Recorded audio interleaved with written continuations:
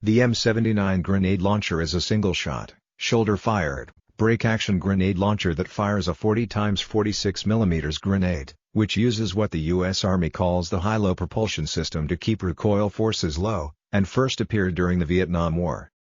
Because of its distinctive report, it has earned the nicknames of Thumper, Thump Gun, Bloop Tube, Big Ed, Elephant Gun, and Blooper among American soldiers, as well as cannon in reference to the grenade size. Australian units referred to it as the Wombat Gun.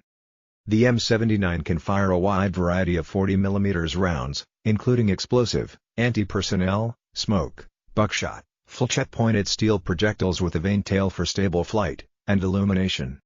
While largely replaced by the M203, the M79 has remained in service in many units worldwide in niche roles. The M79 was a result of the U.S. Army's Project Niblick, an attempt to increase firepower for the infantrymen by having an explosive projectile more accurate with further range than rifle grenades, but more portable than a mortar. In 1961, the first M79 grenade launchers were delivered to the U.S. Army. Owing to its ease of use, reliability, and firepower, the M79 became popular among American soldiers, who dubbed it the platoon leader's artillery. Some soldiers would cut down the stock and barrel to make the M79 even more portable. The M79 saw combat in the Vietnam War beginning in the early days, when M79 grenadiers assigned to major Army divisions first arrived to see combat in Vietnam in 1965, including the 1st Cavalry Division, the 1st Infantry Division, the 101st Airborne Division, and the 173rd Airborne Brigade. M79s were assigned to the Specialist 4 Grenadier and both 4 5-man fire teams organic to an Army rifle squad headed by a squad leader. The Marines assigned 1 Grenadier to their 3-fire team 14-man rifle squad. However, its single-shot nature was a serious drawback. Reloading after every shot meant a slow rate of fire and an inability to keep up a constant volume of fire during a firefight. This led the Navy to develop the China Lake grenade launcher, which was produced for deployed SEAL teams. For close-in situations, the minimum arming range, which is 30 meters to arm itself, and the blast radius meant a grenadier had to use his .45 California pistol, or fire and hope that the grenade acted as a giant slow bullet. Special grenades for close-in fighting were created to compensate, though a soldier was not always able to load one in the heat of battle.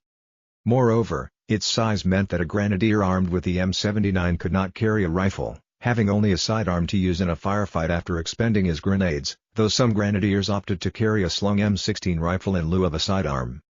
Underbarrel grenade launchers, such as the XM148 and the M203, both designed as attachments for the M16 rifle, were developed during the Vietnam War, allowing the grenadier to also function as a rifleman. The XM148 was plagued with problems and the project was dropped.